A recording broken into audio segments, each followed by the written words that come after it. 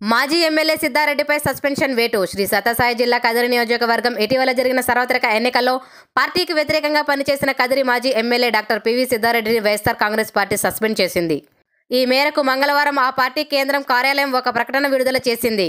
Siddha Reddy party వ్యతిరేక కార్యకలాపాలకు పాల్పడుతున్నట్లు party క్రమశిక్షణ కమిటీకి అనేక ఫిర్యాదులు అందాయి. సమగ్ర విచారణ జరిపిన అనంతరం పార్టీ క్రమశిక్షణ కమిటీ సిఫార్సుల మేరకు పార్టీ అధినేత వైఎస్ జగన్ ఈ మేరకు నిర్ణయం తీసుకున్నారు.